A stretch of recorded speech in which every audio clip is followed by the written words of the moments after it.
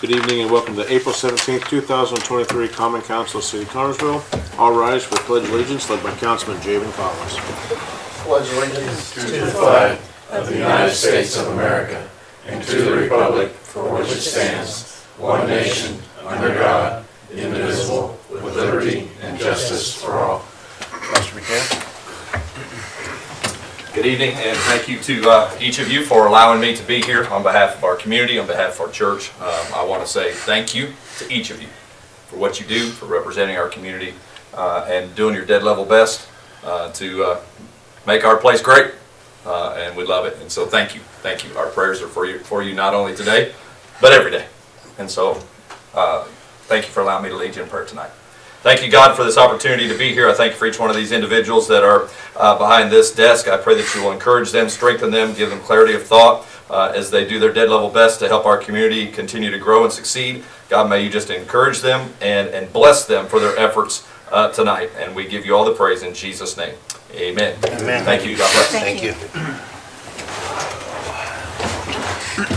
All right, I'd like to welcome everyone. Remind you to please turn your ringers off on your cell phones. We will begin with roll call. Councilman Collins. Present. Councilman Warner. Here. Councilman Barrett. Councilman Williams Jr. Present. Councilman Phillips. Present. Councilman Robb. Present. Councilman Gray. Present. Everyone has the minutes of the April 3rd, 2023 regular meeting. Are there any additions or corrections to those? Not, I'll entertain a motion to approve the minutes. Motion. Have a motion and a second. All in favor signify by saying aye. Aye. Any opposed, same sign. Motion carried. Move on down to new business. Approval of pending ordinance 3890, edition of business parking sign only. Mr. Chief Billups.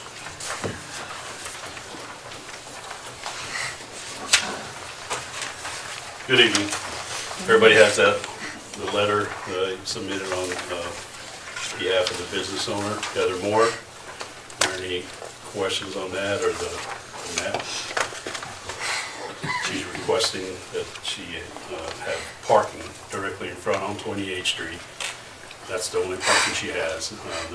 She only owns about 3 feet all the way around her business there. So it is in a residential area, but her business is own commercial, so This there's was, hours on it. this was approved by the Board of Works earlier today, Correct. too. Questions, comments? This is their normal hours of service, is it 8 to 5? Yeah.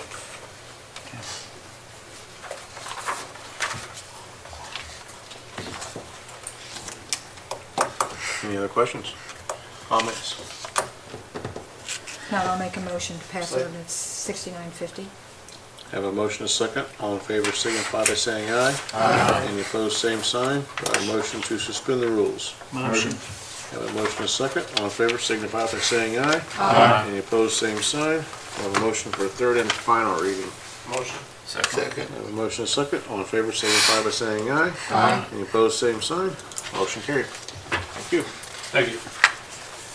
Up next, we have Adam Stone on the first quarter budget update.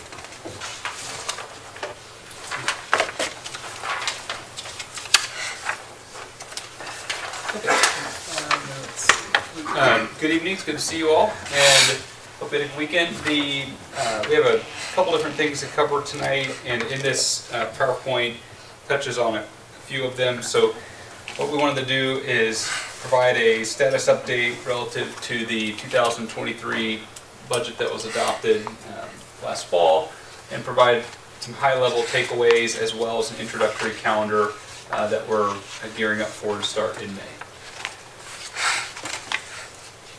Next slide. It's very good. So the first stop on the tour is high level by fund. So this is unaudited through the first 3 months of 2023, and it's looking at the major budgeted council funds. So in this case, the current budget is both the adopted plus any forwarded budget amounts, and then any changes to date. So it's the current budget status as of March 31st. Current cash fund balance, and then comparison of year-to-date receipts and disbursements, ending cash, and then any unused budget at that point in time. So A couple takeaways on this before we get into more of the ratios. This is year-to-date only, so when we look at revenues and expenses, it's just for the first 3 months. And the reality is, in most of these funds, specifically general and parks, they're still predominantly a property tax-based revenue cycle.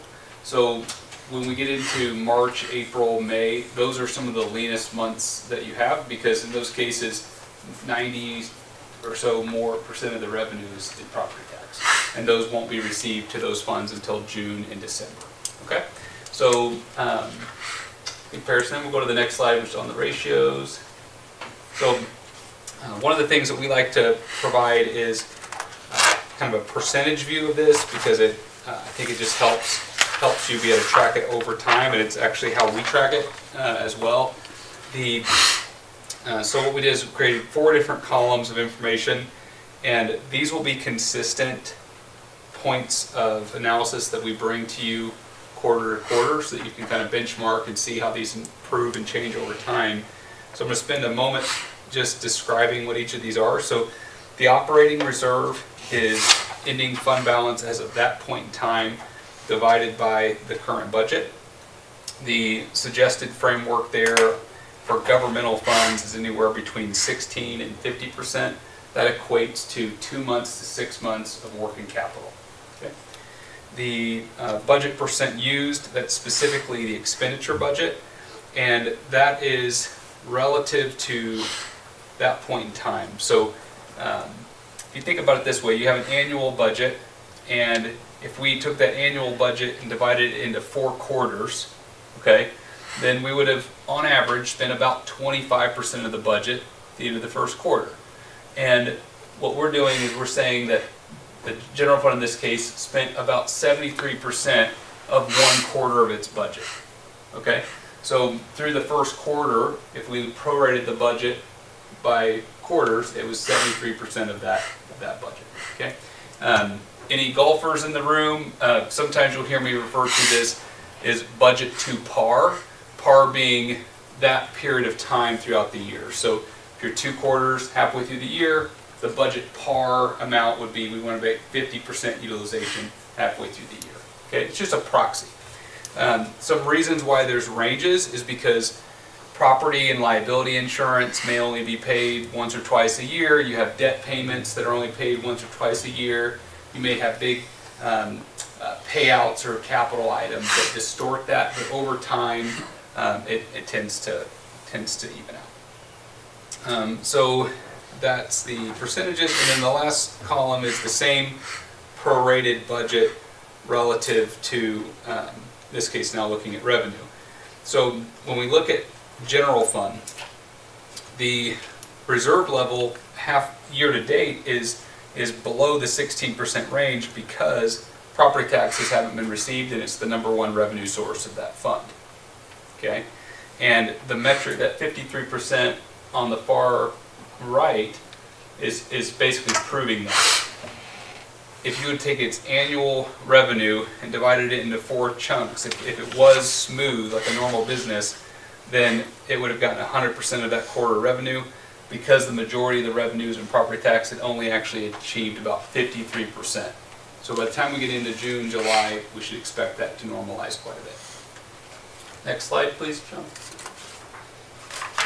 So looking at the reserves by fund, we have park general that we're definitely watching right now just because of the cash flow relative to the tax payments. But on average, overall, citywide, the fund balance position is very strong and very healthy. When you look at it fund to fund, there's certainly things that we have to pay attention to on the finance side. But when we look at funds like aviation, MVH, LRS, MVH restricted, they're all actually in excess of a 50% reserve. And again, that's cash divided by the current budget. The GFOA, which is the Government Finance Officers Association, it's a national accreditation. They recommend that 16 to 50. So you have certain funds that are way in excess of even a 50% reserve. Some are approaching a 200% reserve. So from a budgetary capacity standpoint, those are situations where if you have big one-time projects or you have, things of need, those are opportunities where you have those excess reserves to potentially help out towards those projects. Okay? Next slide, please. So I'm going to go ahead and hold on this because I know it's a separate line item. We'll come back to that CCD handout if that's okay. You'll go to the next slide. Staying with the budget update, so again, we got the certified net assessed values for pay 2023. Came in at about an 8.3% increase year over year in growth. And over the last 6 years, it was the highest growth rate for the city over the last 6 years. Well balanced between residential, commercial, industrial, etc. From a budget planning perspective, on average, over the last 3 years, the net assessed valuation of the city is growing at 5.5% per year. Okay. Next slide. So net assessed valuation, again, is it's not necessarily market value of the properties, but it's the gross assessed values of all the residential and commercial minus any specific deductions on those properties, and that's that previous slide we just looked at. The levy is something that, unless you're Rosemary and I and live in this world, it's not an intuitive number at all. So let me first explain what the levy is, and then I'm going to tell you what it isn't. So the levy is a somewhat arbitrary number that was established going into property tax legislation in 2008. So pre-2008, it was a real number in the sense that as the units of government would adopt their budgets, that was effectively the amount of property tax that they were certifying for the property tax rolls. Okay? But enter 2008, enter property tax legislation, that number now has to basically survive what's called a circuit breaker or property tax caps. Okay? So it still gets calculated like it always used to, but it doesn't have the same gravitas because historically that would actually be what was billed. That was essentially what was levied on properties in the subsequent tax year. In post-2008, what happened is there became this credit circuit breaker adjustment for the actual property tax owners, where that levy, and with the school, county, etc., if that amount was above the cap, then there was an actual taxpayer credit that was actually systematically applied. Why do I say all that? Because your levy has been increasing, it's been growing anywhere between 4.2 and 5% per year. That is done by essentially income tax growth. So each year as income and wages increase, the levies are able to increase over time, and that's exactly what yours has done. For the city of Connersville, approximately 40-some% of that number is billed and then automatically reduced by circuit breaker, property tax cap legislation. Okay, so you'll see those numbers in what we get to in the next agenda. And then the last slide, John, if you will, gets into why we're thinking about this. Is that next month is our first kind of official kickoff from budget perspective. So as you all know, that we've now worked together for a little while, our process runs budget development from May through October. Okay, so we're at the very, very early stages of starting to think about it. The action that you have on your agenda tonight is really one of the first major dominoes from a revenue planning perspective to start thinking about 2024. And we've included in your packet a high-level checklist that we're working through. The key dates are all the state-required deadlines, and then the last slide, John, looks at, for any of the department heads, kind of the major tentative dates. Those are your upcoming council meetings this fall. So while we're going to be starting in May, a lot of the real work with departments will happen over the summer months, and then a lot of the council hearings and citizen interaction and those types of things will happen this fall. But wanted to go ahead and share these, put them on record, let everyone plan for them, and as always encourage you, if you have priorities and programs and those kind of things for next year, start thinking about those and give you an abundance of time to start putting those thoughts together. I know that was a whirlwind. I was trying to be as concise, but as thorough as possible. Any questions or thoughts on on the Q1 packet. I appreciate you for holding on there, and then I know we got the CCD item next. Right. So if you'll go ahead and switch back to this, and then if you want to, I don't know if you have that, if you want to just go back to that one slide that had, I can direct you there. Adam, while he's doing that, you Yes, sir. have that packet that you're talking about. This is the only one. we Oh, got. sure, yeah, we can get it to you. And I'll tell you when. Perfect. Thank you. So one of the, so when we go back and talk about the levy, and I know it's a tricky conversation. One of the, so the levy can grow based on what's called a state growth quotient, and that's really prescribed by the state of Indiana. There are a few funds that can grow above and beyond that state constraint, okay? And the Cumulative Capital Development Fund is one of those. Really, in the state of Indiana, any cumulative fund, for that matter, is what's referred to as a rate-driven fund. So as opposed to be levy-driven, it's rate-driven, okay? So as the net assessed value grows, it is a fixed rate. It essentially is a millage rate on those net assessed values. So in your all's case, your net assessed value have been growing, and historically what that ends up happening is that over time it pushes those rates down if they don't get reestablished. I joined your meeting last time virtually, and we just talked through high level this discussion. On your agenda tonight is an ordinance to look at reestablishing the Cumulative Capital Development Fund's rate.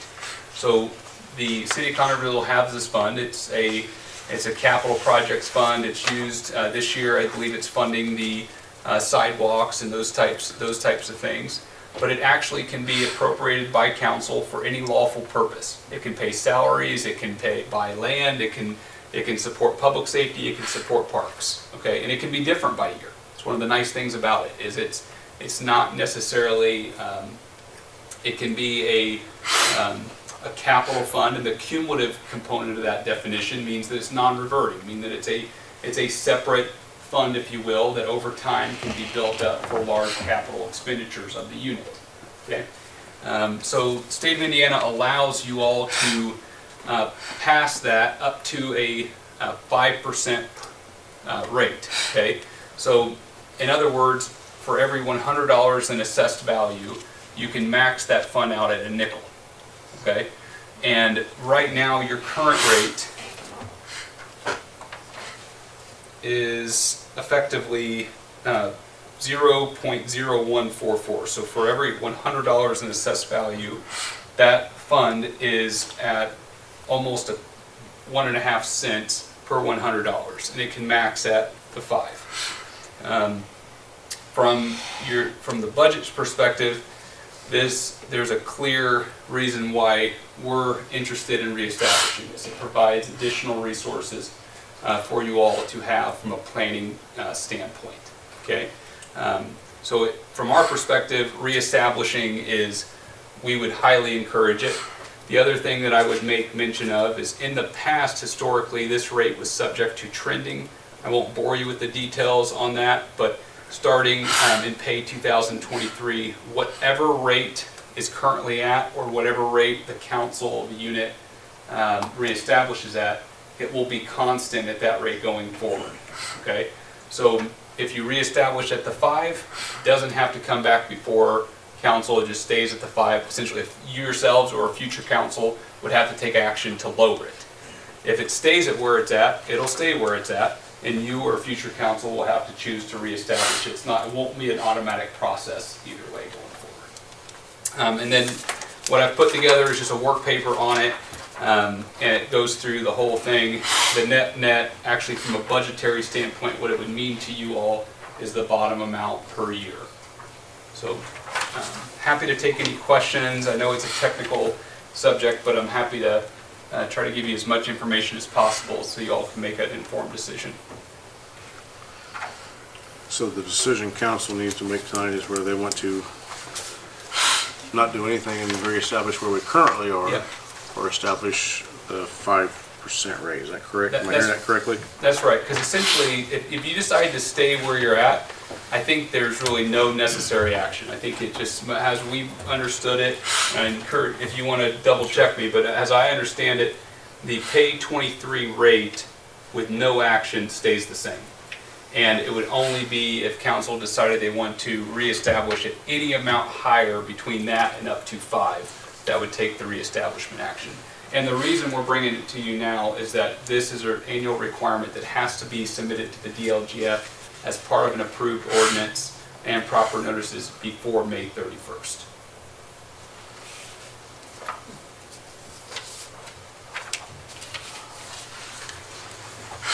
And you're recommending, it's your recommendation that we go to the 5%? Yeah, I'm gonna, from my perspective, wearing the budget hat, there's, from the revenue side, it would be very helpful for the city.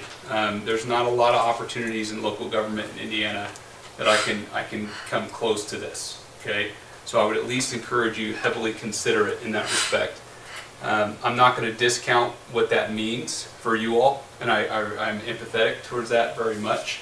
What I would point you though to is that at the end, for the individual constituents, the individual taxpayers, the civil city rate per $100 of their property is what we're really trying to stay focused on, okay? Because we really can't control what their assessed value does, and we really can't control what the schools and county and libraries do. What we can control is the approved levy for Connersville and the approved civil city rate for Connersville. And what I would point to that is, it is just about the third gray box down, the tax rate per 100 and the pay 24. I'm assuming absolute zero net assessed value growth in that number.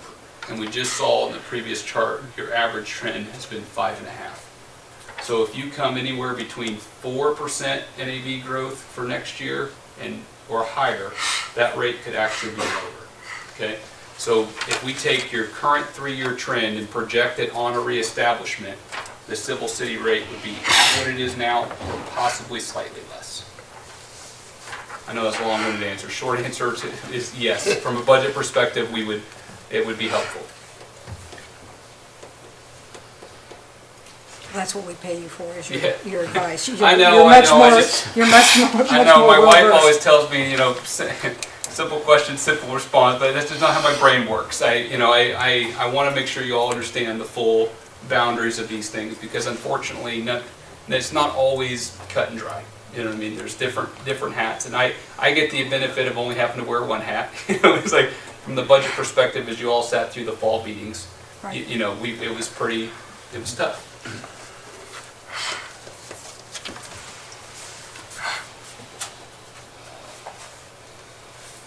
Questions, comments from council? It's going to be your direction. Because we have to do a public advertisement and all the hearing stuff, so we've got to get a direction here soon. Yep. Because we have to have all this stuff advertised and established. Is the advertisement 14 days on this? The advertisement went in the paper on Friday. Friday. So explain for everyone what we would be voting on tonight. Yeah, so you'd be voting on, voting in, let's say, affirmation of the recommendation, let's say. The recommendation. Would be reestablishing the rate to the 5 cents. I'm just kind of throwing this out, you could pick any number between there, but up to the 5 cents per 100. And then at your next council meeting, there would be a public hearing on that item. And based on a vote, if it would ultimately pass council, it then has to get sent to the DLGF and cure a 30-day remonstrance period as well. And all of that has to be submitted, at least the initial city's direction and executed ordinance has to be submitted by May 31st. Yes, ma'am. So they got to get a direction now. Yes. I recommend that we stay the same. One second. Keep that 5. So we have a Formal motion to keep it the same and a second. Do a roll call vote, please. Let me document this first. Sorry. Councilman Robb, No. Councilman Gray, Yeah. Councilman Collins, Yes. Councilman Warner, Yes. Councilman Williams Jr., Yes. Councilwoman Phillips. No. 4-2. Okay, so we'll advertise that it stays the same. Well, it's advertised up to 5%. It's still Yes. advertising that we're reestablishing it. We can establish it at the same. At the same rate, okay. I would say we double check that. I'm not so sure if the intention of the council is to leave the same. I don't want to, I would just double check me, but from my perspective, it might not need to be on the agenda if it's to reestablish. Perfect. Okay, thank you all very much. I know it's a technical subject, so I appreciate your openness to it, and I'll make sure you get the copy. Thank you. Thanks, Adam. I don't know, I think all the council members Yep. did. Let's get it. Just send it to me and I'll send everyone. Okay, we'll do. Okay, Andrea out here? Where's she at? Morning, Andrea. She's gonna talk about the Hope Grant project we've been working on. I've got some paperwork I need to pass out too for everyone.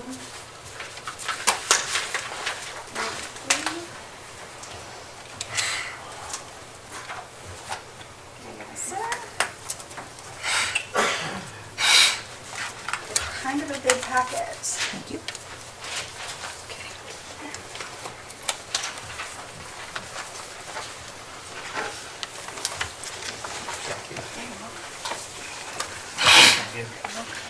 Here's one for you too, in case you see any issues. Thank you. So my name is Andrea Napier, and I am the community coordinator. I started in January. The city was able to actually create this job position due to this HELP grant that we were awarded. The HELP grant is the acronym that's short for Hoosier Enduring Legacy Program. So how this grant program works, it's actually, in total we have $2 million. $1 million is coming from Okra through the state. It's through the state, I'm so sorry. And then the other $1 million match is actually the city funds that we matched with it from the ARPA funds that the city was awarded as well. So again, it's $2 million in total. A big part of my position for the last 4 months has been community engagement and also really looking at our current need, kind of our current situation where we sit at right now as a city as a whole and how that was caused from COVID, how the pandemic caused some of the issues that we have right now. So it's been a long process. We do have a lot of regulations that we have to stick within for this project. It's not as simple as the city's been awarded this money and we get to just spend it however we choose. It's not at all. Any project that we do propose or I propose to City Council has to have a direct COVID-19 tieback. And it also must benefit low and moderate income individuals within the city, which actually is quite a large amount of people within our city.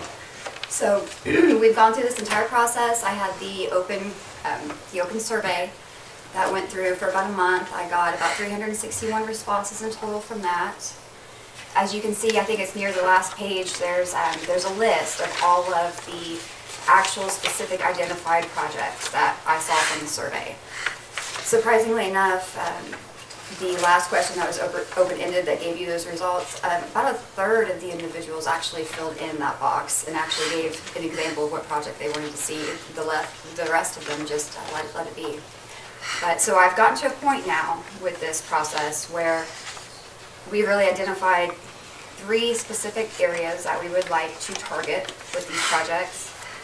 There's 3 different sites all within the Parks Department, but we're really focusing on health and fitness. And not just physical health, but also mental and behavioral health as well. There was a huge decline in all 3 of those categories, not just with youth, but with all ages within our community because of COVID. And before COVID even hit, we were already standing at a very low health and fitness ranking. for the state of Indiana. So this is kind of a strategic move that we're doing where we're just kind of hyper-focusing on health and fitness with all of these projects and kind of tying together a lot of different issues all into one that you can kind of see from that list of projects there on that second to last page. Once I go through all these with you, you'll see we kind of tie together a lot of different specific projects or problem areas that the community wanted to see done, and we just kind of tied them all together in some large projects to kind of help accommodate everyone in the community. So the three areas that we're going to talk about is redevelopment in Roberts Park, Office Park, and then River's Edge. So if we start at the front of the packet, you will see Roberts Park there. That is Kittyland. That's a big green space. It's a vacant, empty patch for us to kind of develop and do something cool with. And what we would like to do is actually put in a skate park and a pump track there next to the current Kittyland that's in Roberts Park. The playground there is very outdated and has a lot of issues. We would like to actually take that playground out and put a new playground in, maybe shift it just a little bit down to the south, or once we get to a point here where I can get actual designers and engineers, we might have to move it just a little bit more depending on the slope. There's a little bit of slope there in that area. So what you're seeing here is just kind of it's just really a proposal, just a really generic idea of what could possibly be done in this area. Because again, we have to have actual engineers and contractors and things like that look through all of these things before I get to that final point. This is just a very, very brief proposal for everyone to kind of see. So in that area, there's a skate park and a pump track. There's also the restrooms there. We would like to do some updates to the restrooms and put a heat pump into the restroom as well. So we have one restroom facility that's open all year long in Roberts Park. That's a huge need. I've seen a lot of individuals from the community really push to try to get that done. We need that. And then the skate park and the pump track, it's kind of a really interesting idea. I've learned a lot these last few months. I did not know anything about skate parks and pump tracks before I started this position, but it can actually be a very different and inventive tourism attraction if you do these plans and these projects right, that people will actually come and visit Connersville just for these types of projects because they're specific, they're one of a kind, they're interactive, and they're inclusive. What we would like to do is work with putting a design together that is actually a skate park and a pump track coexisting in one large build.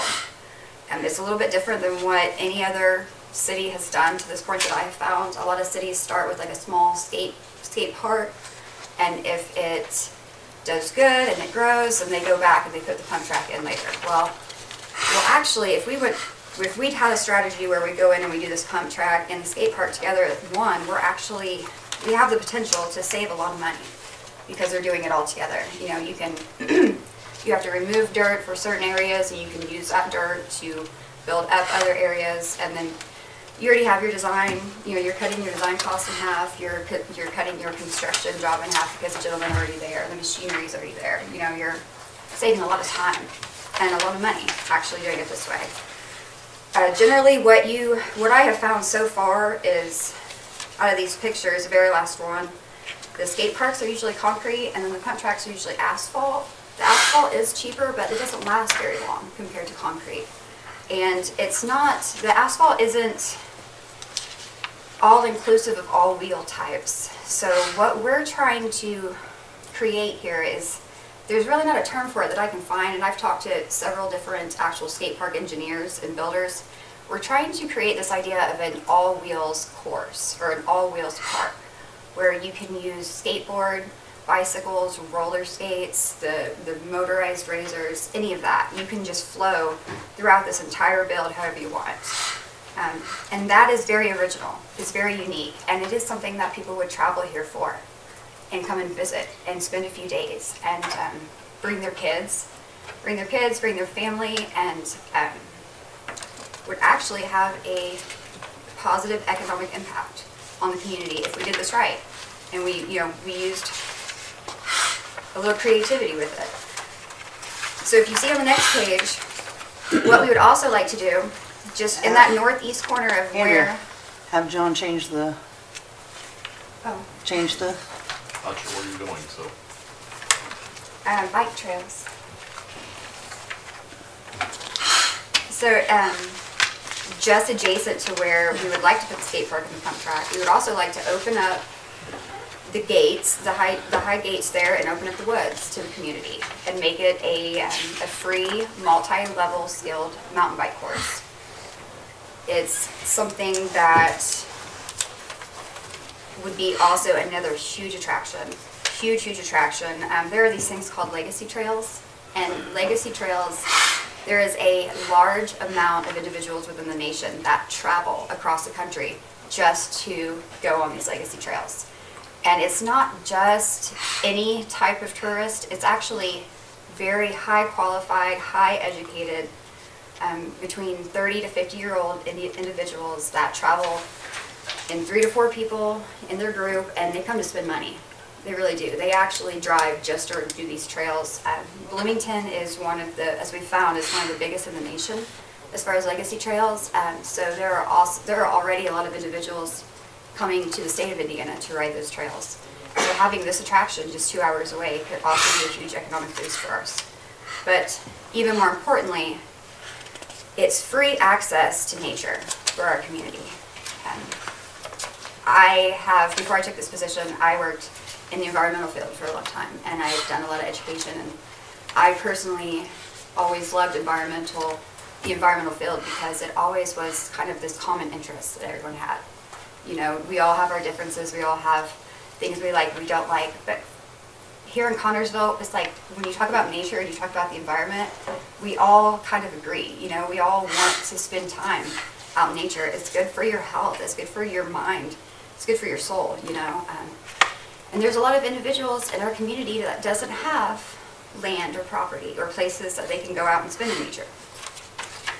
Even more interesting enough, after I've been doing all this research, just last week when the weather was so nice, I saw so many families out with their little kids out on bikes going through town and on Park Road and things like that.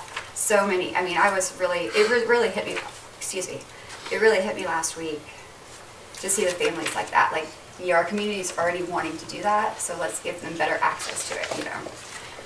So the multi-skilled level is actually extremely interesting too. They make these really cool wooden features. You can do them out of regular wood, or you can do this engineered kind of wood where you make different, what I'm learning is berms and I can't remember any of the other fancy terminology. There's like a whole other world of terminology. But you can do all kinds of tricks and jumps and that pumping action. So you can put these wood features out into those trails, and it makes for a one-of-a-kind, unique trail. So that is really what we would like to do there in Roberts Park. If anyone has any questions on Roberts Park, I'll move on to the next area. The only thing I have, you looked at different materials, asphalt and concrete. I know concrete's pretty durable, but there is a cracking issue with some of that. Have they suggested how to stop that? How to stop the concrete from cracking? Yes. Well, so what I found so far, everything always depends on who we actually decide to use as the designer and the builder, but there is between a 20 to 25 year warranty that will come with the actual skate park and the pump track. They also do highly recommend every 3 years that you reseal the concrete. That is massive for long-term maintenance, every 3 years to reseal it. Yeah. Because that keeps the water from penetrating. But then also, you know, there's going to be little chips and things like that do happen. And if we stay on it, you know, and fix those little cracks before they become large cracks, then, you know, that solves the issue. But with concrete, when you get large cracks, it's usually a settling issue or a poor drainage issue, and both of those things would be covered under the warranty, because it would be because it wasn't built correctly. Right. But those are the only two materials that you found useful for this particular project, right? You can do wood. I mean, technically you can do wood, not for a full-blown skate park, but for features and for the pump track, but it doesn't have near as much as the warranty or the lifespan that concrete has. I was just wondering if there was another product, man-made, not particularly nature-made, because we know how nature is. The biggest thing is the smoothness of concrete. It's perfect for any kind of wheel to go along. They can get that ride, that flowing ride along it. The asphalt really, maybe the first year or two you would get that on a skateboard, but that would go down. Yeah. It would really only be for bikes after that point, but concrete's the only way to go. And it lasts so long. So through your educational purpose on this, you've pretty much found that concrete's a product to use. Yeah, 100%. Thank you. Yeah. Any other questions on Roberts Park? Okay. All right, so let's move on to Office Park. As we all know, Office Park has belonged to the city for a long time, and it's never been developed really. We would like to do some development in Office Park. I saw a huge need and a huge, just a want from the community to see something go in that community, that area. There's a lot of families in that neighborhood specifically, but we also have the senior living facility that's going in. So it's just a prime space for us. It's flat, there's no hills on it. To me, that's a dream come true. But this is what we would like to do in Office Park. We would like to put in an actual walking path and turn it more kind of into a fitness park. There is this amazing new build that we have found, and it's called the Outdoor Fitness Court. They're really one of a kind, and they're starting to pop up in some of the larger cities down south, like Florida and California and things like that. But it's extremely interactive, and it has lots of different fitness stations on it, but it also has this completely open floor mat. If we do decide to go with the double-sided one, that you can have free outdoor health and fitness courses, which is not really, we don't have anything like that here in the city whatsoever. So it would be a really great place for groups to go and do their outdoor fitness together, and it's already wheelchair accessible. So I know Marla has talked a lot about wanting to do living well, aging well, and with some of those it's really interesting because you can do some awesome physical therapy programs and activities with people that are in wheelchairs or have a handicap accessibility, and this would be perfect for them. It's great. This also has a 20-year warranty with it. And it's very, very low maintenance. The only thing I've already sat and talked to, Marla and I talked to the company that installs this just to get a general idea of how it all works. And the only maintenance required is just touching up the exposed steel every 2 years with paint. That's it. Maybe some sweeping off and maybe cleaning every once in a while because it's outdoors. But again, I really want to express to everybody that these site plans that you see are not permanent. We're just at this point just kind of putting the pieces out there and seeing how they'll work, and we'll have to have a professional opinion on these things before anything is finalized. But this is just a general idea of what we would like to do right now and what the help funding could afford to put in. And again, everything has to have a COVID-19 tie back. So we can't just go throwing in anything we'd like to, but these things, health and fitness, outdoor walking, exercise machines, handicap parking, all those things do qualify under the HELP grant, are things that we would like to do. And it would be a really great starting process for Office Park, and if it grows, then we build more to it, as time goes on. Does anyone have any questions about that? I've got one. Yes. The fencing. Yeah. Are we planning on putting fencing up there for the residents or not? Privacy fencing, that will be something that council will have to decide for because the HELP grant won't pay for that, Okay. unfortunately. So that would be something that it would have to come out of the city budget. Are we able to at least have that as an option to look at and then put it into these plans as far as, hey, with a side note of, this isn't included in the grant, but something that maybe we could add or not do, whatever? Absolutely, yeah. So I'll go through this entire process the next few months, finalizing things if these projects pass, and I can definitely make sure to go ahead and put the fencing in the design, the initial design with the cost total for it. One thing is, this obviously hasn't there's a lot of residents on either side and surrounding it, and you're going to automatically draw a lot of youth to this area. At the same time, we also have to keep in mind that these are the backyards of a lot of homes, I know. and we need to be cautious of a lot of things with that, so. You make a very valid point. I really need to be very careful about the lighting as well. You know, there's a few, I believe there's 4 light poles out there now. I'm not for sure if they still work or if they did once. I need to check them out. But, you know, when I get to these final stages, I need to be very accurate with where the light's shining, how light it's shining, you know, and things like that. So that the neighbors aren't upset about this whatsoever. You know, I want everyone to be happy about it. Inconvenience to. Yeah, yeah, so those are things, and the fencing. I'll make sure the fencing's added in there as well. Anything else you see so far? Okay. Let's move on. The next project is River's Edge. And there's no maps or anything for that right now. I have spent a lot of time as well going through River's Edge, looking at the current situation, looking at what exactly is required by DNR, because we did receive a grant from DNR to put, obviously, you know, pieces of what's gone into River's Edge.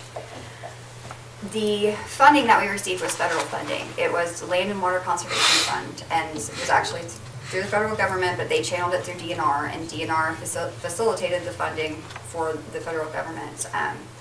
And by federal law, any funding that comes from the federal organization has to have all ADA requirements put into place before it can be approved or it can be in compliance with that. And that is what is missing at this point out at River's Edge. So it's, as we know, that there's the playground, there's the amphitheater, and there's the concession stand. There has to be 2 parking spots, 2 ADA parking spots at each location. And there also has to be paved access to the playground. That's 4 to 5 foot wide. I prefer 5, but technically it can only be 4.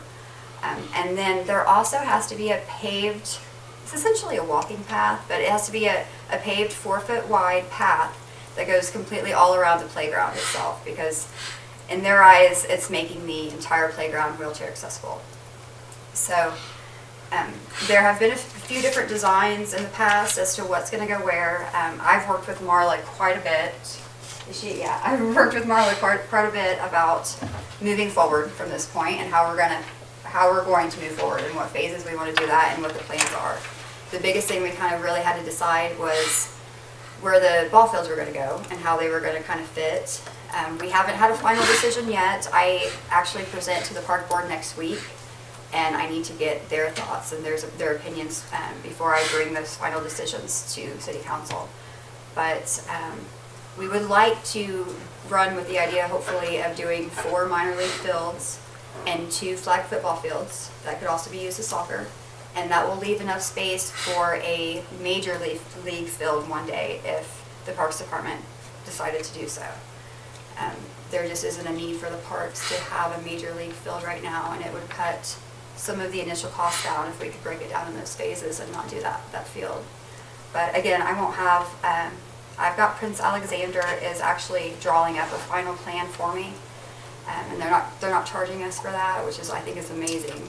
That's great. It's going to help out a lot, but that will let us know exactly where everything can go and everything will fit.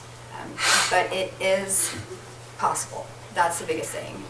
It is doable design-wise. Financially, that's another issue. But with this HELP grant, I can't do any of those things when it comes to building ball fields, but I can at least get the ADA compliancy up to date and get us back in good standing with DNR and get the park opened up, the playground open up, and get the amphitheater used, and then the Parks Department can decide what to do with it after that. At that point, it's their decision. It's out of my hands.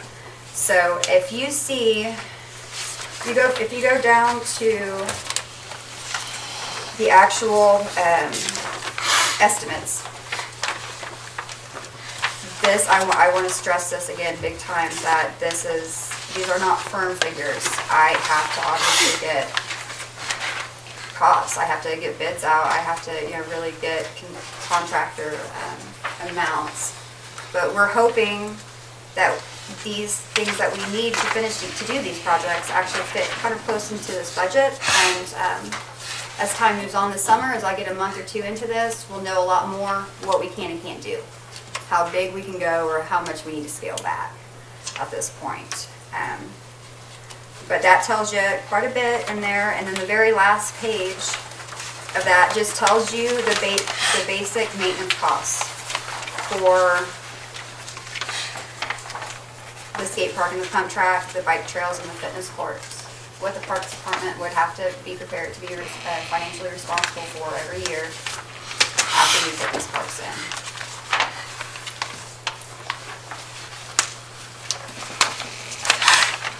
Now, questions? You don't want to work on this.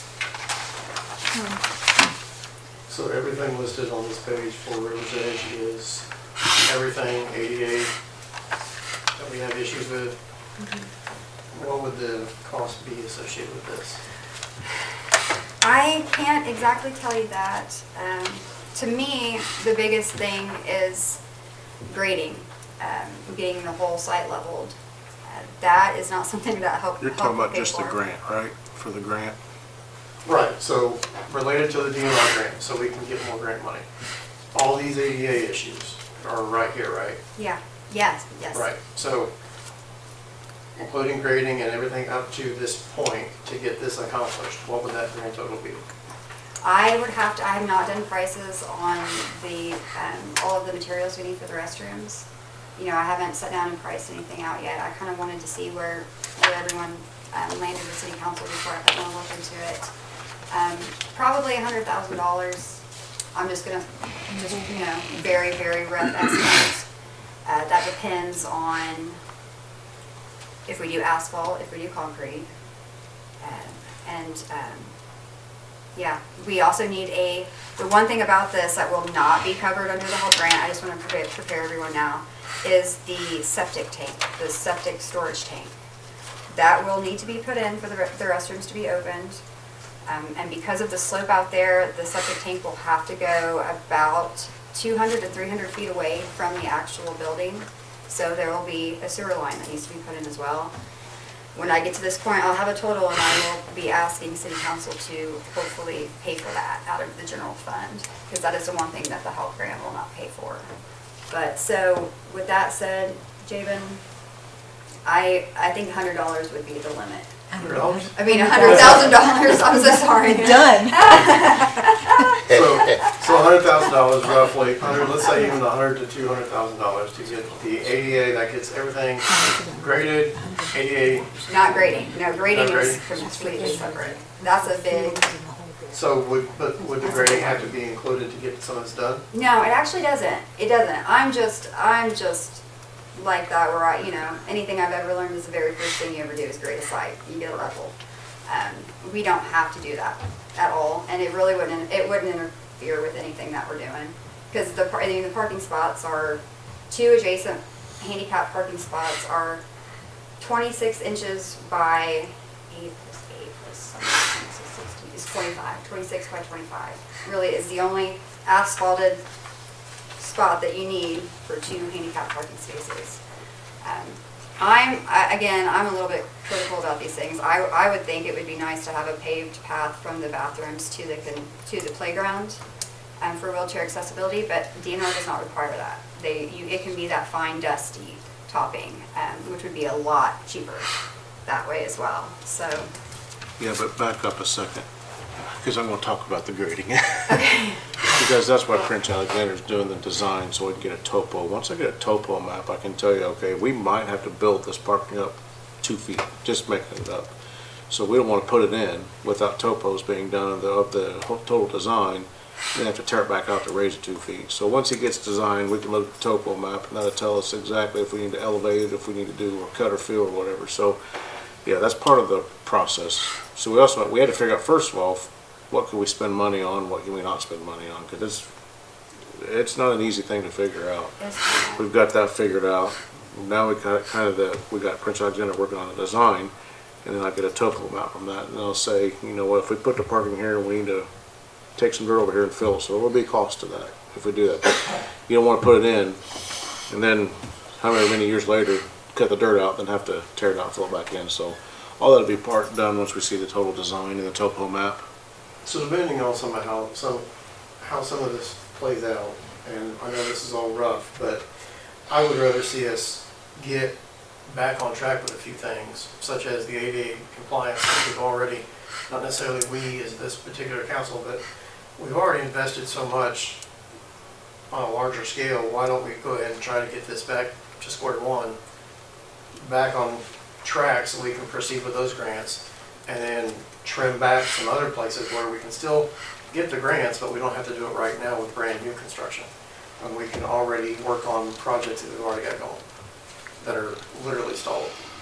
So that's my 2 cents. Yeah, I agree with you. No, that's what we're doing, but we're gonna figure out what it looks like first. Because in reality, you I'm spend, just going off of these numbers, because based on these numbers, it's not. Because you got $2 million grant, right? And then based on the parks, you've got Office Park, which again, I'm partial to, but I get it, and Roberts Park. The $2 million is spent. What I'm saying is trim those back a little bit, start with a project that's already been started, and try to get complete up to, and I don't mean complete as in the whole thing done, but complete back to a standard where we can reapply with DNR, then go from there. Well, that isn't. That's what the plan. That isn't that what the 100,000 is? Yes. It's the 100,000 is to get it to the point where we can get more, and it's at that point. Right, but what I'm saying is that's not in here. You might say that's the plan, but that's. That's one of the projects. Yeah. That's one of the proposed projects for this grant. we don't have final numbers on it yet. We haven't been able to get all the estimates in on that. Yeah, and let me explain this a little bit further. 'Cause I'm on the core committee, and that is actually one of the River's Edge is one of the projected projects for that, for that grant. So the timeline that I have to follow for the help, for this whole health program, excuse me, is I need to bring these projects to City Council. I would like to come back in 2 weeks, give everyone kind of time to look through these things. Please contact me anytime if you have any questions, you see anything that needs to be changed, because I'll change it right away. I'd like to get that done in the next 2 weeks so I can come back and get this yes vote. This yes vote from City Council in 2 weeks doesn't define the funding costs whatsoever. It's just giving me full permission to move forward into that next phase. And you have to have that. I have to have that 100%. And then what Okra will do, on May 24th, we already have a meeting scheduled with Okra where those officials actually come here and they will sit down and look at these exact projects as well. And Okra will give their final approval that yes, we will let you use this funding. We understand this COVID-19 payback. These look like wonderful projects for your community. Yes, and that is my full official vote to completely move forward with this. They really push and encourage us to look for other grant funding, supplemental funding to match with it. I've done a lot of digging already, and there are lots of different avenues where I can be applying for grants and use this funding as a match for those grants as well. I don't want to throw numbers out there, but I do think that we have a good chance of bringing in a little bit extra money from additional grants. I know it's terrible that we sit in the situation that we do right now with our health and fitness and mental health and things like that, but we can use that as an asset to ourselves right now, because to a grant administrator, we're a prime community that they want to give money to, that they want to see projects go into. So we can use that to our advantage this year and help utilize some of that extra funding to pull all of these projects off, hopefully. I mean, that's my personal goal. I don't know if I'm gonna be able to do it, but There's grant money out there. Right. We can't even apply or talk about the grants until we have a direction going forward. So that's part of the puzzle too, is the more we save on using grant money, the more dollars we get for other projects like complete. But there's two pots of money, and some things you cannot use those dollars on. So it's very tricky. There's a lot that goes into that. yeah, and I started through this process and broke into all these things, and I just kind of stopped at River's Edge and didn't look into the defined cost of all the materials and things, because I wanted to see what City Council would say and what the park board would say before I put any more work into it. Because I don't like wasting time. Yeah. Yeah, absolutely. I'm sorry, what did you say? What you've done is huge. You think so? Yes. I mean, do you guys generally like these I have a projects? question. Absolutely. On the bike trail, what kind of liability is involved there? If it comes down to the basics of putting up the right signs. Okay. You just have to have lots of signage that stays vibrant and visible. And make sure that we're not running into. No, It looks dangerous. it's the same rule. It's the same rule with the skate park. There's some The pump track icy, could be very dangerous too. I mean, anything can be Well, of dangerous. course, I mean- but I see little kids jumping. there's a state IC code that protects municipalities with skate parks and stuff like this. Okay. You have to build and maintain it, which is why you make it out of concrete and steel. You can make them out of wood, and then, but if something happens, you can be extremely liable for that. So concrete's the best surface, just Okay. from our research I to do. But same thing Question with, about the liability. same thing with even the trail. I mean, we're building out of dirt, yeah, but any structure you build, there's pre-engineered ones. And that takes the liability away, as long as you post it with those signs and everything's accurate, Okay. and that's the big difference. Okay. And once I get to this very final stage, I'll get this, May 24th, I'll do this meeting with OPRET, then I'll spend the next, they give me until September 1st. That's my timeline. I have till September 1st to finish and finalize all these things. And then I actually have to bring that finalized project list back here to City Council for one more final vote. And going through the laws or the rules that we post will be a topic that, Okay. I'll have to get approval from Park and from you guys as well. But we have options where we could do, 13 and under must wear a helmet Okay. or things like that if we choose. But that would be a group decision.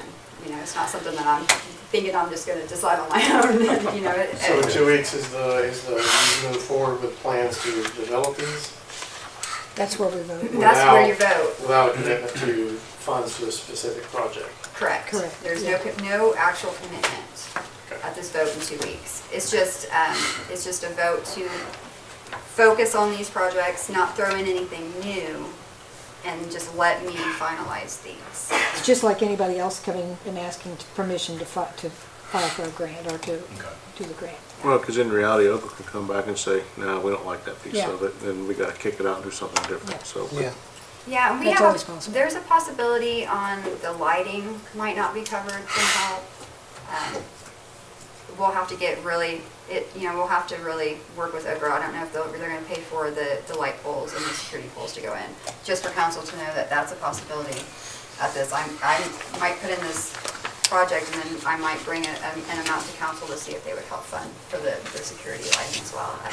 But that's it. Or apply for other grants where you might be able to do that. Yes. Now, would those poles, the lighting poles, would they be of steel or wood?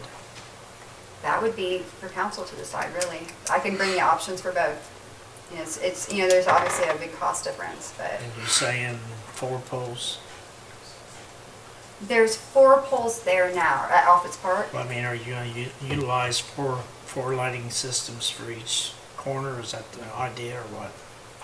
It would be 1 pole per corner. Have to be designed. Yeah, that's and a it depends that's on a what kind design of lights you issue. put on the pole and the distance. Absolutely. And there's, I'll have to do it. I got a lot of work to do. I don't think you're to that point yet. No, not This I'm is not. just a rough draft where you're not even to the point now of deciding what, as far as the lighting Yeah. and stuff's concerned. Yeah, because I gotta dig into what lights shine the brightest but cost the less. It doesn't add a lot of electricity charges to the park, but they have the longest lifespan and we don't ever have to change out the bulbs. I gotta find the unicorn of the lighting, but Or that lights I've got a lot of that, work. or that lights that area to the maximum and the minimum on the outside area too. Yeah, there is a lot of moving parts in these projects. So with this being one of our projects in River's Edge, will you be able to, in the next meeting, because you've kind of established a little bit more of a path forward with the other 2 projects, will we see a larger version of this Yeah, yes. in the next We'll have to meeting? put it out for quotes, because the other numbers come from designers and builders themselves. We got those Right. numbers. So in order to get that, we have to get quotes from contractors, what's one thing to do that. Yeah, it's taken me this long to get this far with River's Edge because of the ADA compliancy. I had a lot that I had to learn, but also I had to really go through the current situation of the park out there and look at, I had to take all the measurements of the inside of the restrooms on both sides and make sure that what's in there now is okay. Where all the lines are coming in and there's 2 toilets and men's and women's that are installed now. But I had to, I had to take measurements of everything and make sure, and then go back and check the code, check the law, and make sure that what's in there is good, and it is. What's in there right now is good. We actually don't have to do any changes to it. I was under a different impression because we didn't know. We didn't have a lot of the documentation from DNR because they've gone through a huge. They have all new staff in DNR, so it's literally no one that was on that grant to begin with is there now. It's a whole new gentleman, and it took me 3 weeks just to locate him. Because we had old phone numbers, old contacts. So I had to start back at the state level. Like, someone please. Did you find that the playground is okay where it is? It is, yeah. Because I was under the impression that it was going to have to be moved. It depends on how the ball fields are laid out. That was a big thing. I think at that time, they were going with having more than just one major league field out there. And as we all know, you have a certain amount of space. You can only do so much in that one certain amount of space. So Marla and I have done a lot of talking these last few weeks about the size of fields to put out there. That's been the biggest deciding factor at this point because we had to figure that out first. Do we even need a major league field? And the Parks Department does 12 and under youth league right now, so they don't use a major league field. And there is industrial field downtown that is a major league field, so that could be usable for the middle school or any senior leagues or anything like that right now. So that saves us, honestly, space-wise. This project, the River's Edge, I love all of them. The River's Edge is really essential because as it stands right now, we're at a standstill with DNR. We can't get anything until that's brought up to code. Yeah, 100%. And they're beautiful buildings out there. Yeah. It's really nice out there. That playground I love it. The amphitheater is very nice. It is. And it was built for the intention of adding on to that amphitheater if you wanted to. So it's not like you're stuck in that one. I know that we've had some comments that it's too small and things like that, but it is perfect size for 2 or 3 people to stand under and do music for the night. And I've gone to several things up in Indianapolis where you can make the family interactive thing. Let the kids play on the playground while the parents sit and listen to the music on a Thursday or Friday night. And the concession stand is very nice. Yeah, exactly. And that concession stand can be open, and the park can start bringing in some revenue out there that can help fund finishing the projects out. Definitely, 100%. It can also be used for private rentals. It would be a beautiful wedding venue. Just rent the place out and have it to yourselves. There's options. We're not stuck, which I think is always very hopeful and nice to hear. So one more question. Yes. No, I'll quit. Yeah, no, you're good. You've done a lot of work, and I appreciate it. This package is huge with information. With that said, though, before we get to the funding stage, so I can say that now, so a meeting or two later, we can hopefully have it, but can we get the numbers on the River's Edge to get it up to the DNR acceptable level by the approval date? Because I feel like it's a little unbalanced to have the numbers for 2 projects when it comes to funding time. If we're at where we're at now, apart from design and all that, if we're in the ballpark of where we're at for numbers now with the other 2 projects, they're going to get approved and we're going to start these other projects, and we're still going to be stuck in a rut with River's Edge. 100%. So are we able, before we get to a funding approval stage, get all 3 up to the same level as far as this is what this would cost, this is what this is going to cost? Absolutely.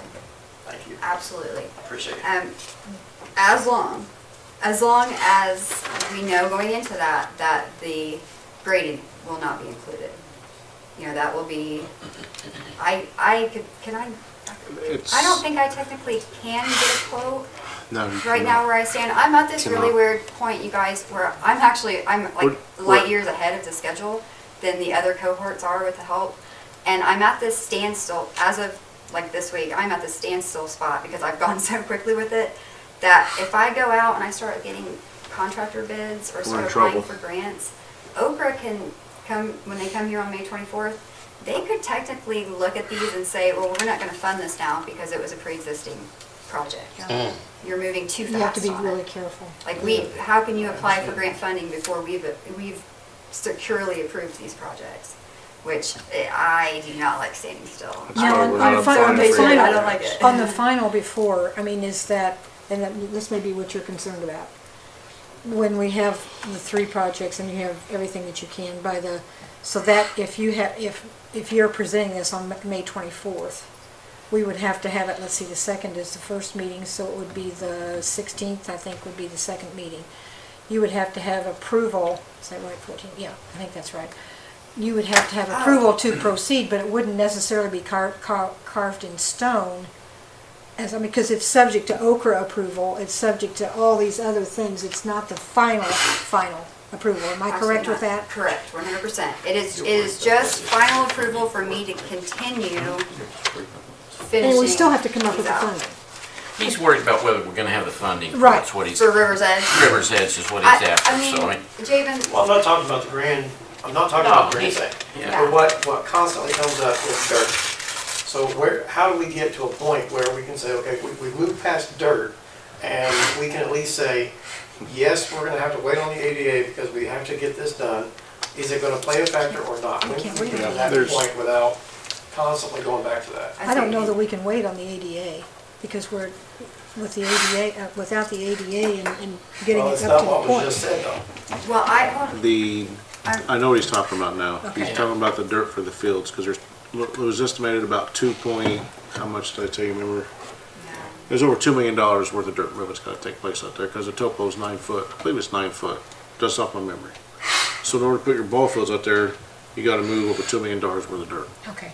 So if we have to move that much dirt, is the topo gonna stay the same where the ADA parking is, or not? Well, until we get the total, this last design done, it's totally shifted designs, we don't know the answer, what that looks like until that gets done. So if there's 9 feet of dirt we gotta move, it's not gonna do us any good to get an ADA price if we gotta move dirt in there to build it up or do whatever. So where do we get to that point?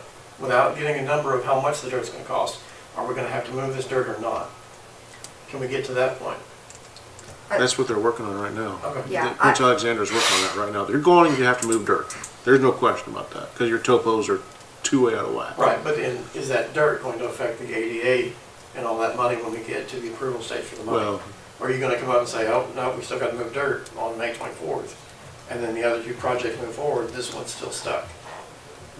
I don't know how long Prince Alexander's gonna be on that. as long as we have the designs, technically, no, the dirt does not need to be moved for the parking spots to go in. You could run into a chance down the road where you might have to take out one of those parking spots. The one by the concession stand is the only one I'm a little worried about it, because you think it's a totally flat area out there, it honestly isn't. Yeah, and we might need, when I first started looking out there, I thought, well, we don't need any dirt for this, but the more I've been out there, we're gonna probably need some dirt. It's not totally level. But technically, no. We could go ahead and move forward, put those in, with the idea that we might have to tear one of them up later on in the future when it comes to the grading time. I see what you're saying now. I wasn't clear on what you were asking. Yeah, it's totally possible. But, so I have really finalized to the point where I can't move any further with Roberts Park and Office Park. So the next 2 weeks, River's Edge is my full focus, because that's just where I'm at with things. So my biggest question would be if you guys would want asphalt or concrete parking spots and paving out there at River's Edge. Am I allowed to get their decision on that right now? Does that? I think we need options. Give you prices for Give us both? prices for both. Okay. What each plan would cost. Yeah, it's really kind of irrelevant. And do we want it lit? Because that'll be another cost too. There's not any lights out there as of right now. If it's meant for any type of use, you're gonna have to have lights up there, regardless of where the Yeah. sun comes from. I'll bring prices. They won't be official because No, I get I that. technically can't do that yet, but. They won't be official tomorrow. Because the prices change. Yeah. Oh, okay, yeah. No, yeah. But hopefully we can get some of this stuff done and, But the trick, before inflation kicks in too much more. the trick is we're at a standstill now, and we have to do the ADA in order to go any further with this ever. Absolutely, and there's a lot of, We have to there's a lot get, of grants. we have for to it. get in good with, or back in good standing with DNR and get the ADA things taken care of. We have to get that phase taken care of before we can go any further on Yeah, that. 100%. So I will bring 2 weeks from now, a detailed cost list. And then these projects back. As long as no one has any questions or sees any problems. Thank you for this. Okay. A lot of work. Everybody's kind of okay so far Yes. Yes. with these projects? yeah. I'm not, I don't want to get a surprise and Oh, I it's think like, they're exciting. absolutely not, get rid of that. I think they're exciting. Okay, Yeah.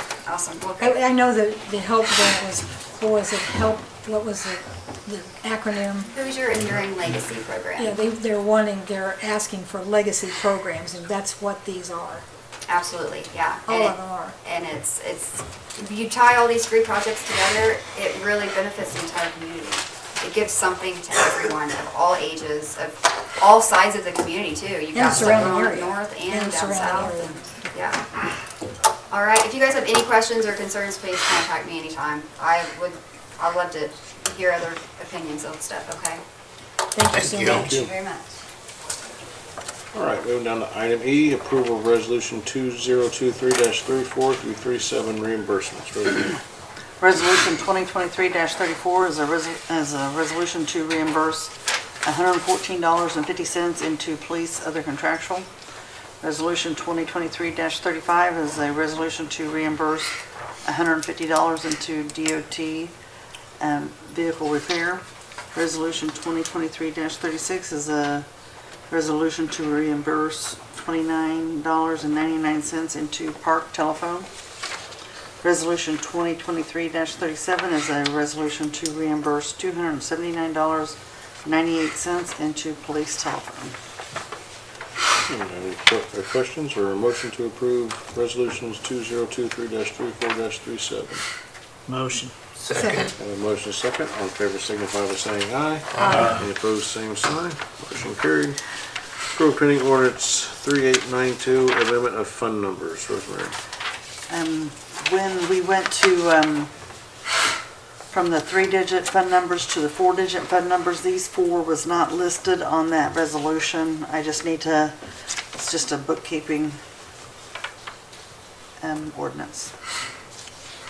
Motion to approve. Motion and a second to approve pending ordinance 3892 on first reading. All in favor signify by saying aye. Aye. Any opposed, same sign. Have a motion to suspend the rules. Second. Have a motion and a second. All in favor signify by saying aye. Aye. Any opposed, same sign. Have a motion for a third and final reading. So moved. Have a motion and a second. All in favor signify by saying aye. Aye. Any opposed, same sign. Motion carried. Item G, Brad, you want to come in here and pending ordinance 3893, the Connersville Utility Union Contract. Howdy. Hello. I've got the Utilities Union contract that we've been working on since about October last year. At least. At least. Brian, Rob, and Diana helped negotiate it. You can see the wages are in line with what everybody else is getting. And the biggest change in the contract is we incentivized people getting their licenses. And the guys will be able to make more money if they get a certification for wastewater or water or distribution. So that's probably the biggest thing in here. You can see the rest of it's just incremental things. This was approved by the Board of Works earlier today. Any questions for Brian? If not, I'll entertain a motion to approve pending ordinance 3893 on first reading. So moved. Second. Have a motion and a second. All in favor signify by saying aye. Aye. Any opposed, same sign. We have a motion to suspend the rules. Have a Second. motion and a second. All in favor signify by saying aye. Aye. Any opposed, same sign. We have a motion for a third and final reading. So moved. Have a motion and a second. All in favor signify by saying aye. Aye. Any opposed, same sign. Motion carried. She's still, you want to do your report next? We'll go out of order? Sure. You're up here, might as well. Pretty much, I told the Board of Works I want to promote our Earth Week activities. We have all this week, one item heavy trash pickup.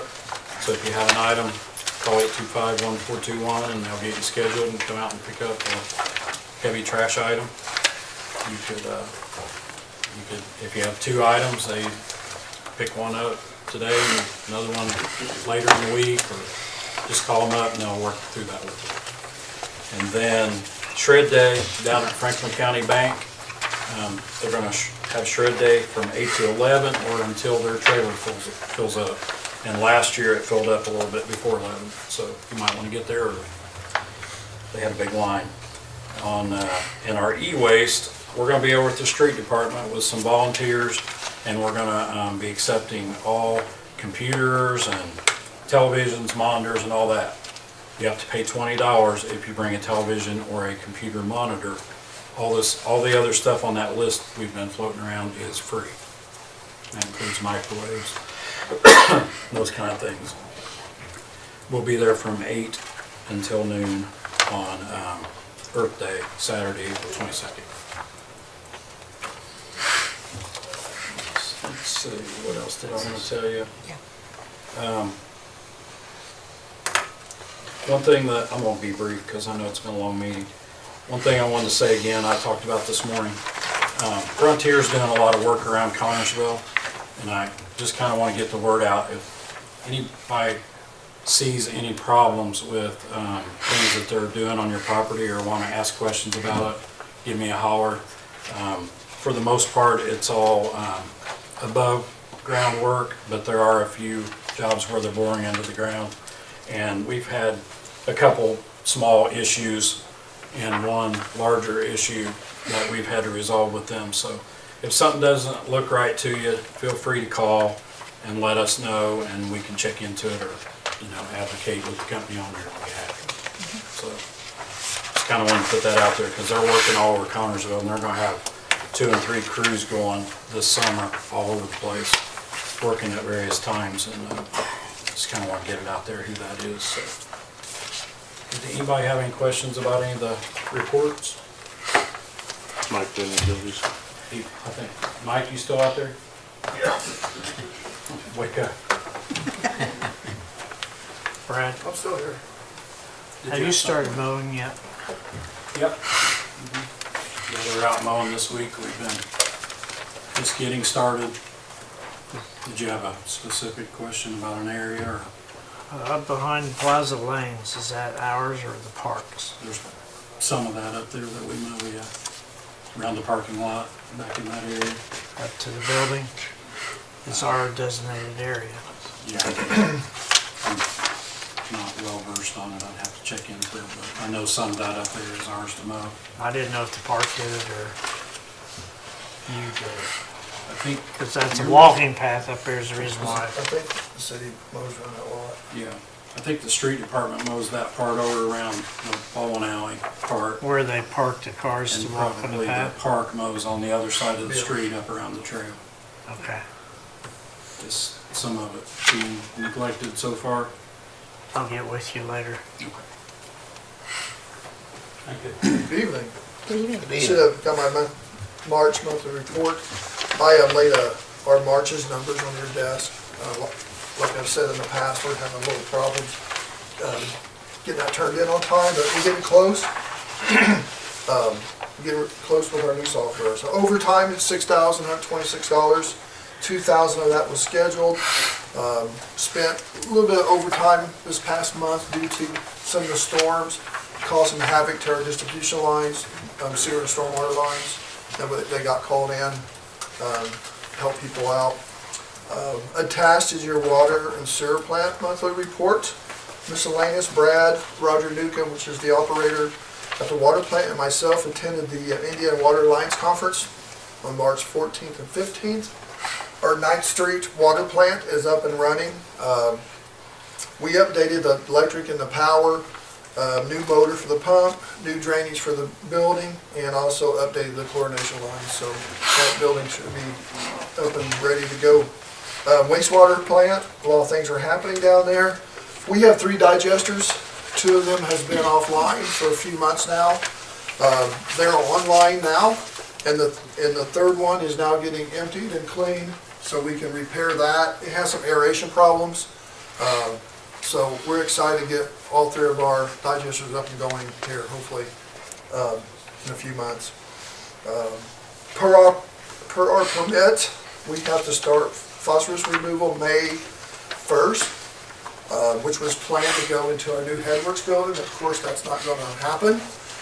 So we have to do a temporary building, and we turned a 12-by-12 barn into our building. Holds a pump, 2,000 gallon tanks for the chemical, and we started that up Friday, and so far everything's running pretty good. So we'll leave that building up until the Headworks is completed. Then those chemicals will be put into the Headworks in a proper location. Is there any questions? Thank you, sir. Thank you. Superintendent Steele. Good evening. Good evening. Okay, so at the top of my list, I just wanted to let you know that Logan Newcomb, he has started in his position as sports director, and things are going great. This is his third week, and he jumped right in. We were right in the middle of soccer with our over 500 registrations, and he jumped right in and got started. And so he has some great goals and some plans for this year, and we're really excited about that. The next thing on my list is the Christmas in the Park, and I wanted to talk a little bit about this and kind of what vision and goals we have for Christmas in the Park. We would like to have a drive-through Christmas display, and we have a meeting coming up next week, and we're going to talk a little bit more about this, but our plan is to get organizations, churches, family members, community involvement in this, and we would like for those to set up light displays at the park. And then if we have enough sponsorship involvement, what we would like to do is offer some rewards and have some judges come in and judge the light displays, and just make it a really fun event for the organizations, businesses, community members who participate. And when I first started my position, I had a lady contact me. She's moved here to town, and she is from another community, and they participated in their park's light display for 15 years. And she contacted me with their information and their rules and regulations and guidelines and things, and said, if you decide to do this, I would love to be a part of it. And so she's going to come on board and help us, and I've kind of taken that guidelines and packet of information and kind of made it our own. And we will implement this for the light display. I would also like to include carriage rides in the park on the weekends, some fun family activities that they can come to the park during December and participate in. And so all of this will go through the month of December up until the last week of December after Christmas. And so that's something that we're going to be starting the process of planning for December. The next thing that I'm going to talk about is Living Well, Aging Well. This was a program that actually when I was applying for the position, a lot of you probably know that we were given the task of writing a program for 55 and older during the process of the application or the interview process. And this is the program that I wrote during that process. So it's Living Well, Aging Well, and I've changed it to 50 and older just because there's a lot of grants out there that we can go for that include 50 and older. So it was originally 55. So some things that I would like to incorporate with this Living Well, Aging Well is our focus is health and fitness. And so we would like to offer a lot of mental, physical health programs for individuals to come to and participate in. And I've already talked to a lot of different organizations, and they really want to play a part in this. They have educational resources that they would love to come and share with our group of individuals that participate. There's a lot of physical exercises that we can incorporate into this program, and we can have drop-in events. We can have open gym times for specific activities. And then if we incorporate the fitness court at Offutt's Park, we can also incorporate some physical fitness classes out there throughout the summer that they can participate in. So it's going to be a year-long program that will support this demographic age group, and we just want it to be fun, inviting for all. We want it to be interactive, and we're promoting the health and physical wellness of this age group, because that's a large majority of individuals in our community. And so what we found is there's not a lot for them to go do physically, and so this is something that we would like to offer for our community. Okay, the next thing is sports on my list. So like I said earlier, soccer was April 8th was opening day. We had a huge turnout, and it went well this past weekend. We had beautiful weather, and it was a great weekend for soccer this weekend. So we're hoping for continued nice weather. Baseball registrations, they closed last week, but we have decided to open them back up again. We received a lot of calls on Friday. We found out that the Alpina Baseball League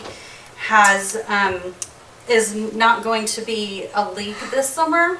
And so a lot of families called us and asked if they could play in our league. And so we decided to open our registrations. I sent an email to my park board, and Logan and I discussed it, and we're going to open our registrations back up for anybody that would like to register to play ball with us. And we're going to leave those open until Wednesday of this week, and we'll close them at 4 o'clock.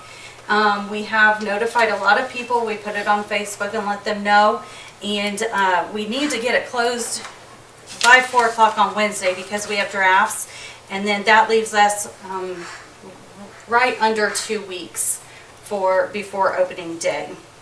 And so we're going to open that back up. Now, as we were going through this, I know there's been a lot of discussion and phone calls that we've received about our fields and who can participate in them. And I know Diana was asking me some questions about our ball field rentals and how we operate with our ball fields.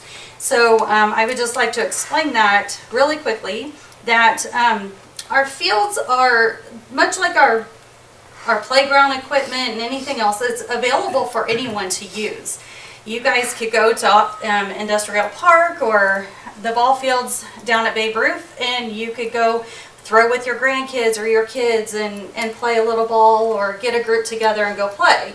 But what we have explained to everyone that calls and asks the same question is, if you would like to have a team, or you want to make sure that you can use this field on this particular day at this particular time, we recommend that you rent the field. And that just secures your spot at that field. It's $25 for 2 hours. But that just helps put a little bit back into our maintenance budget, as far as, we do have to upkeep the fields and mow the grass and things like that. But the ball fields are always available for anybody to use.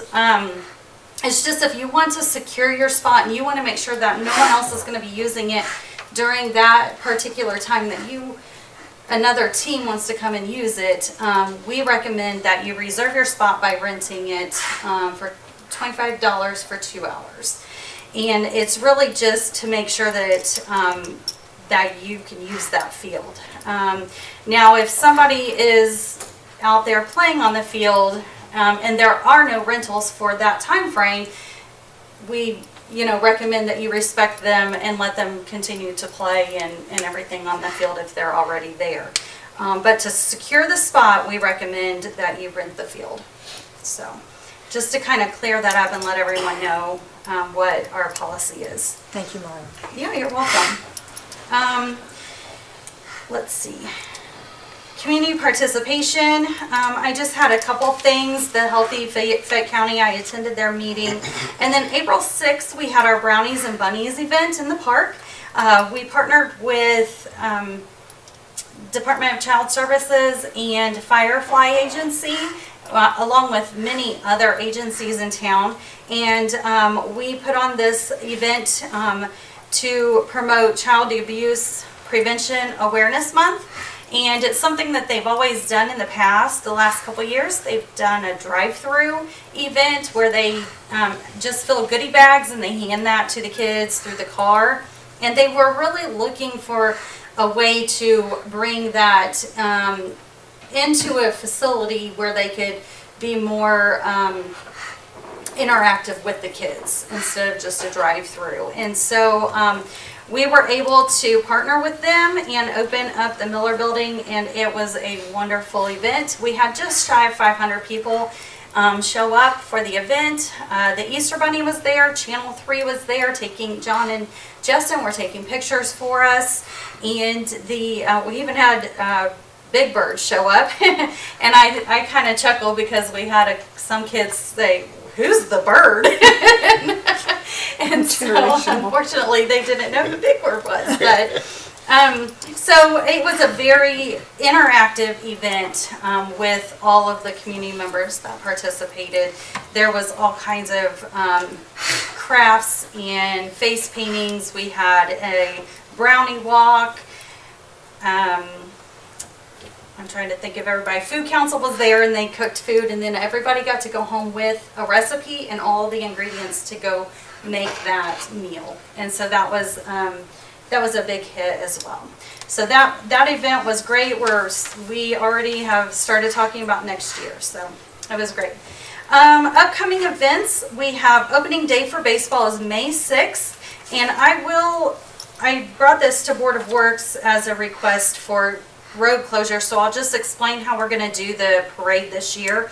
We're going to take the parade starting at 4th and Central, and we're going to go down Central north to 6th Street, and then we're going to turn east or right onto 6th Street, and we're going to take that straight into the main entrance of the ball field. And then they'll enter through there. We'll have opening day celebrations, and then we're going to do a field event where we have lots of different ball field activities like fastest pitch, furthest hit. We might even have a dunk tank and some other things coming our way for that event. So the parade will start at 2 p.m. and then we're hoping that around 3 o'clock we'll start the festivities and field event for that evening. Earthwork is going to begin at J. Long Memorial Park at 2nd Street Park in May. We're looking at probably the second week in May, we're hoping, as long as weather cooperates with us. We know how that is in Indiana. So we're hoping that earthwork will begin in May, and then we can start seeing a lot of progress at that park. It's really exciting to see that. May 27th is opening day for pool, and May 30th is the start of summer discovery for the summer. So that's all I have. A lot going on at the park. A lot. Yes. Any Well, I have questions? a question for you. Have you went out to the river's edge and looked at that building? I have. I went out there, actually Andrea and I went out there just about a week ago. Is there going to be anything done about the groundhog infestation out there? We put some traps out there to try and see if we can catch anything. She's also looking into some other things that we could do, that we could catch and release. So she's starting with the traps. So far she hasn't found anything out there yet. But that's kind of where we started to see if we can catch anything. Thank you. You're welcome. Anything else? Okay, have a good evening. Chief Jones.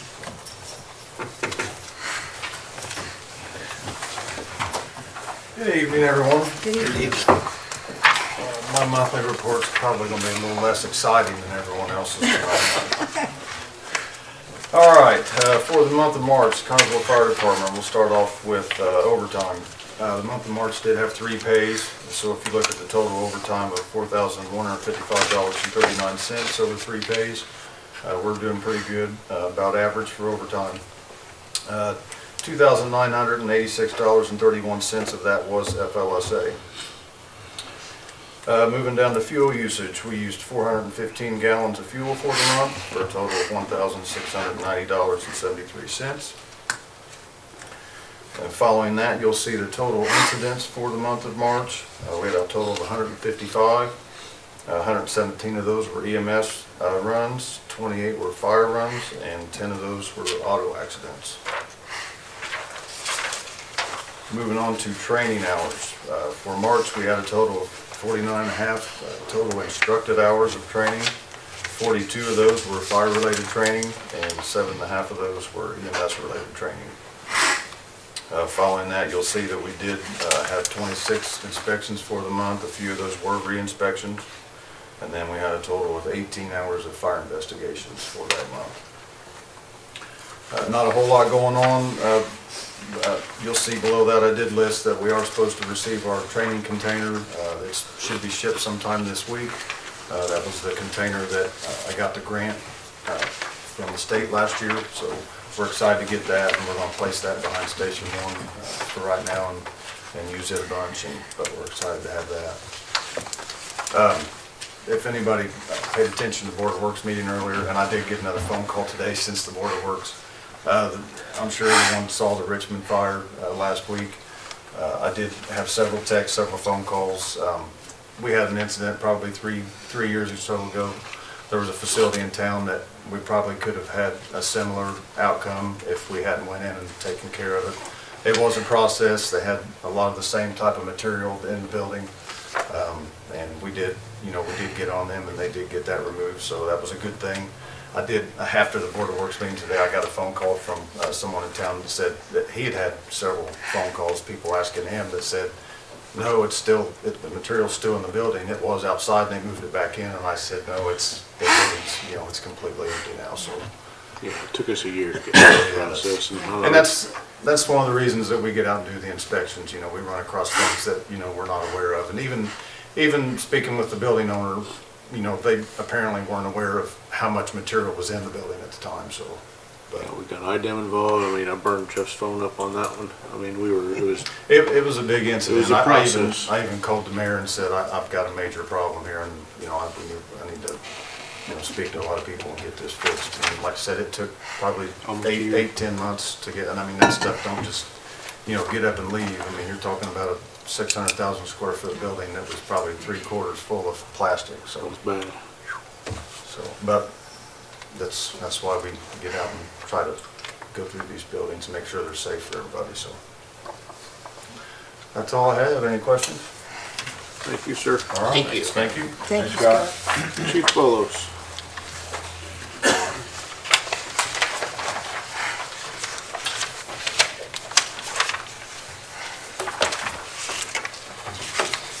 All right, so everybody has a copy of my monthly report.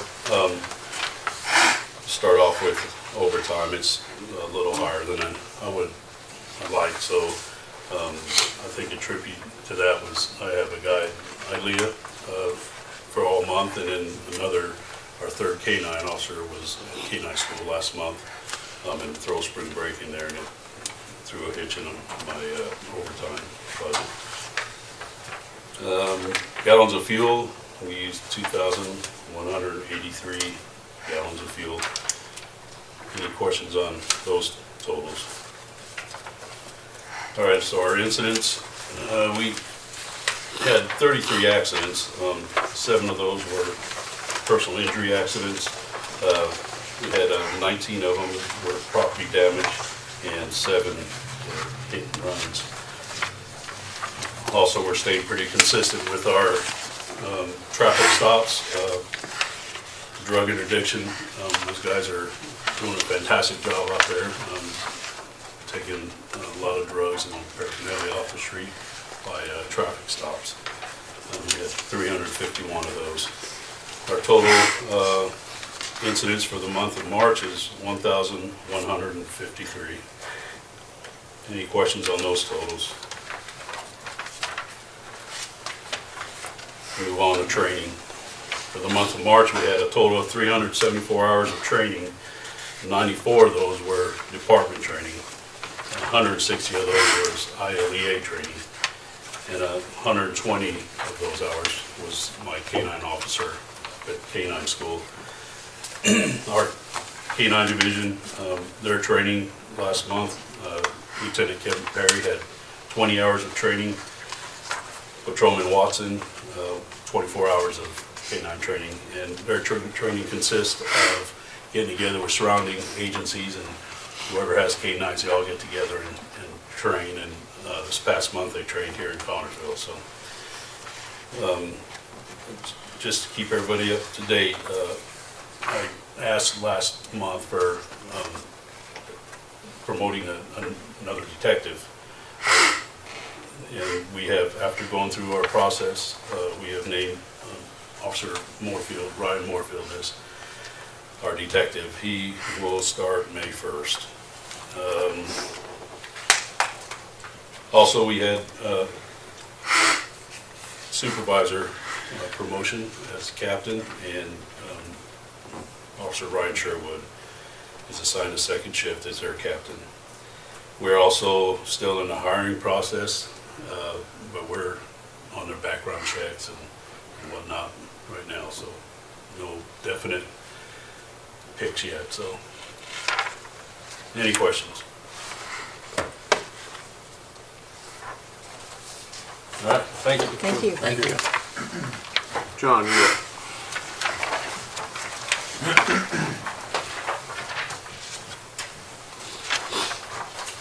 For the month of March, we had 9 hours, 14 minutes of meeting production, 12 hours, 29 minutes of original production. And since it was brought up earlier, I don't usually give a report on things like this, but during the Easter Bunny, we did shoot 232 photos. During Christmas with Santa, we shot photos there. There were 450 photos we shot there. Both of those were streamed live. We also do a lot of graphic arts work for the city. This is the Easter Bunny show that we shot photos. And the background that you see there was designed by us. We created that in the computer, sent it off, and had it professionally printed. I have a company that we use that will do 20-foot backgrounds for about $350. I mean, just amazing work that they do, and you know, it's really easy to produce. And once we get the artistry right, and you can't really see it there, but the eggs on the bottom left, they have the sponsors. They actually sponsored and purchased the background too. So it was a good you know, working together, and it was a really nice event. Lots of kids. So, and I learned that it was very interesting. Kids are more afraid of Santa Claus than the Easter Bunny. So I thought that was interesting. We'll be producing the next episode of Center Stage tomorrow at 5:30 at the studio. So you're welcome to come by and watch that if you like. And then we have a new episode of Stitchy Kitchen that we'll be producing on Wednesday. So we'll get that out soon. Any questions? Thank you, sir. Thank you, Chief. Thank you. Chief Harden's out for funeral leave. Any old business? Miscellaneous business. I'd just like to remind everybody of the primary coming up May 2nd, and early voting. The next 2 Saturdays, you can vote between 7 and 2 at the courthouse, and just encourage everyone to get out and vote. Any other miscellaneous business? Public, anybody from the public have anything to say? And it's during the days too. No speeches, It's guys? just 2 Sundays that you can do it. Okay, I'll entertain a motion for adjournment. So moved. A motion second, all in favor signify by saying aye. Any opposed, same sign. Motion carried.